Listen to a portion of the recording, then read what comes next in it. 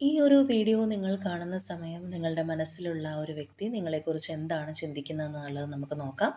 അവരുടെ ഒരു മനോഭാവം നമുക്കറിയാം. ഈ ഒരു സമയം അവരെക്കുറിച്ച് വളരെ പോസിറ്റീവായി ചിന്തിച്ചുകൊണ്ട് കാണാം.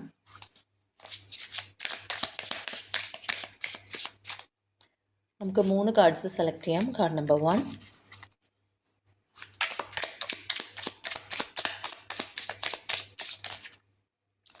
കാർഡ് നമ്പർ 2,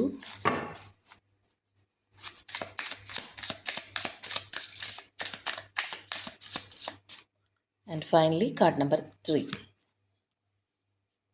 അപ്പോൾ ഈ 3 കാർഡ്സിൽ നിന്ന് ഒരു കാർഡ് തിരഞ്ഞെടുക്കുക.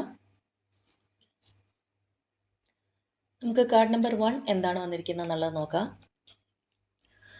ചാരിയറ്റ് എനർജിയാണ്. തീർച്ചയായിട്ടും ഈ ഒരു റിലേഷൻഷിപ്പ് ഇപ്പോൾ ഏതെങ്കിലും തരത്തിലൊരു സ്റ്റക്ക് സ്റ്റേജിലാണെന്നുണ്ടെങ്കിൽ ഈ ഒരു വ്യക്തി അത് മാറി മുന്നോട്ട് പോകാനായിട്ട് ആഗ്രഹിക്കുന്നു എന്നുള്ളതാണ്.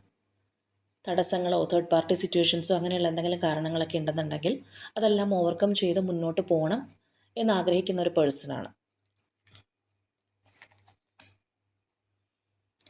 കാർഡ് നമ്പർ 2 ഹെർമിറ്റ് എനർജിയാണ്.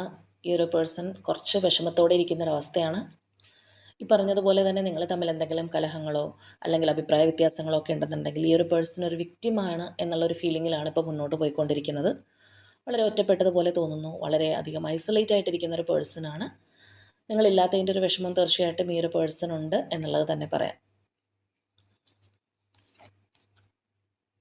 ആൻഡ് കാർഡ് നമ്പർ 3, തീർച്ചയായിട്ടും ഈ ഒരു വ്യക്തി നിങ്ങളുടെ റിലേഷൻഷിപ്പ് വളരെയധികം ഒരു പ്ലാറ്റോണിക് ലവ് എന്നുള്ളൊരു രീതിയിലാണ് കാണുന്നത്.